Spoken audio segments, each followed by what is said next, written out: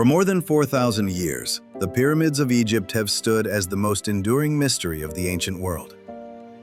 Fortresses of stone, each weighing millions of tons, rising from the desert in perfect mathematical alignment. But how were they built? Some say ramps, stretching for miles across the desert, pulled by thousands of workers. Others insist they were built by advanced technology now lost to time. And of course, there's the most famous conspiracy of all, that the pyramids were built with the help of extraterrestrials. But here's the problem. None of these theories fully explain what we see at Giza. The ramps? They'd have to be longer than the pyramids themselves. The workers? Archaeologists agree the numbers don't add up. The alien theory? Entertaining, but even its believers can't agree on how or why. So what if the truth lies elsewhere? What if the pyramids weren't dragged into place at all, but poured? And what if the missing ingredient behind this recipe for immortality was honey? The Great Pyramid of Khufu stands at over 2.3 million blocks of stone, each weighing between 2 and 70 tons. The mainstream story tells us that tens of thousands of workers dragged these stones on wooden sledges up enormous ramps and into place, year after year, for decades. But here's the problem. No ramp has ever been found. No evidence of a road stretching for miles. No wooden sledges that could withstand years of use. Nothing. Instead, what archaeologists have found is a papyrus fragment discovered near Giza in the 20th century. Faded, broken, barely legible. But one line stood out. It described workers moving stones as loaves of bread are made. Historians dismissed it as a metaphor. But what if it wasn't? What if the Egyptians didn't carve the pyramids, but baked them? In the 1970s, a French material scientist named Joseph Davidovich proposed something radical. The stones of the Great Pyramid weren't carved at all, and they were cast, made of a type of early concrete, geopolymer limestone, poured into molds on site. The idea is simple. Mix Nile silt with limestone rubble, seashells, and water. Pack it into a mold. Let it set under the Egyptian sun. And you don't need quarries, sledges, or ramps. To many, this theory seemed impossible. And yet, microscopic studies of pyramid stone show something strange. Air bubbles, inconsistent layering, mineral traces more typical of cast material than quarried rock. Could it be that the pyramids weren't carved, but poured like giant loaves of stone? But even if this were true, there's still one question. What made the mixture so strong it could survive 4,000 years of wind, sand, and time?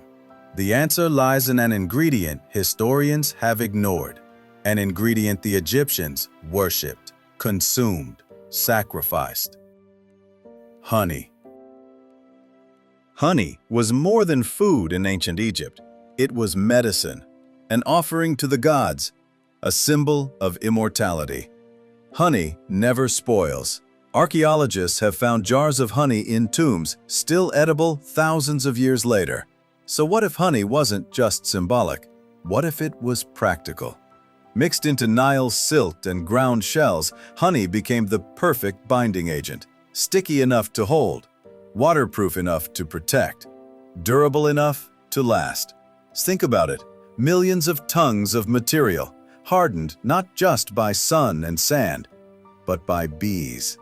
Ancient Egypt became the world's first industrial honey farm. Entire provinces converted into beekeeping lands. Thousands of clay hives stretched across the desert, buzzing day and night. But this empire of bees created chaos.